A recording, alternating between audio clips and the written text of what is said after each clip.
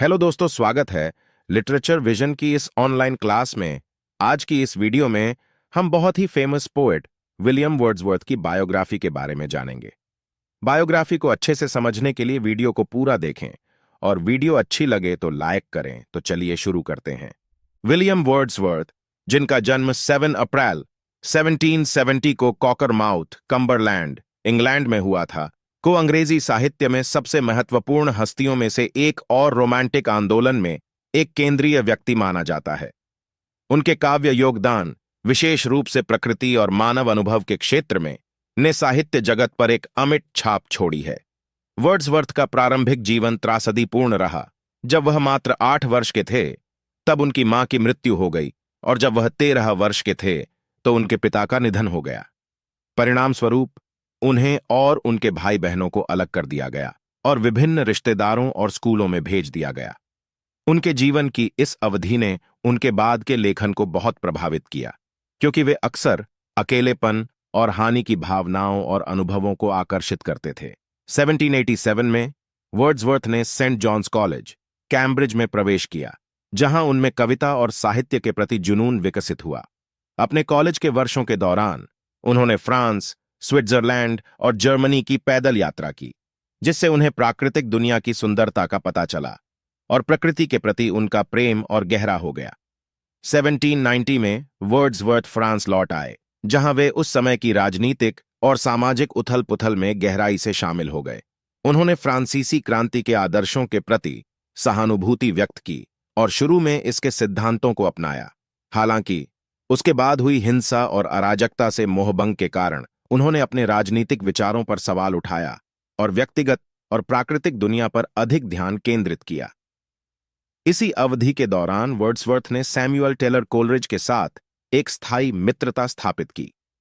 साथ में उन्होंने 1798 में लिरिकल बैलाड्स प्रकाशित किया, जो कविताओं का एक अभूतपूर्व संग्रह था, जिसने अंग्रेजी साहित्य में रोमांटिक युग की शुरुआत को चिह्नित किया।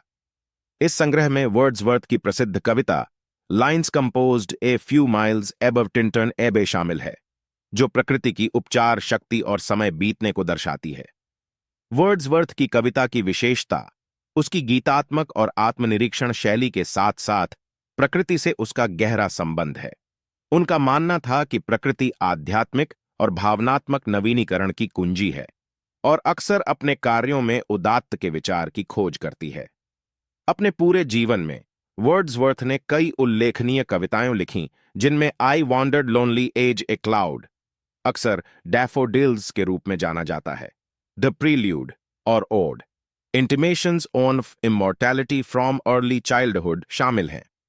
उनकी कविता ने सामान्य और रोजमर्रा का जश्न मनाया, प्राकृतिक दुनिया और आम लोगों के जीवन में सुंदरता और प्रेरणा ढूंढी। 1843 में वर्ड्सवर्थ को यूनाइटेड किंगडम का कवि पुरस्कार विजेता नियुक्त किया गया था। इस पद पर वह अपनी मृत्यु तक बने रहे। उन्होंने कविता लिखना और अपने आसपास की बदलती दुनिया पर विचार करना जारी रखा। 23 अप्रैल 1850 को इंग्लैंड के एम्बलसाइड के पास रिडल माउंट में उनका निधन हो गया। विलियम वर्ड्सवर्थ की विरासत उनकी कालजयी कविता के माध्यम से कायम है, जो प्रकृति, मानवीय भावना और लिखित शब्द की शक्ति के उत्सव के साथ पाठकों को प्रेरित करती रहती है। उनके कार्यों का कवियों और लेखकों की अगली पीढ़ियों पर गहरा प्रभाव पड़ा है, जिससे अंग्रेजी साहित्य के दिग्गजों में एक साहित्यिक दिग्गज के रूप में उनकी जगह पक्की हो गई है। यहां पर विलियम वर्ड्सवर्थ की बायोग्राफी समाप्त होती है। अगर आपको विलियम शेक्सपियर की बायोग्राफी चाहिए तो कमेंट बॉक्स में yes या no का कमेंट करें। आई होप बायोग्राफी आपको अच्छे से समझ आई होगी। वीडियो को लाइक और चैनल को सब्सक्राइब करें। मिलते हैं किसी दूसरे टॉपिक के साथ, तब तक के लिए जय हिंद, जय भारत।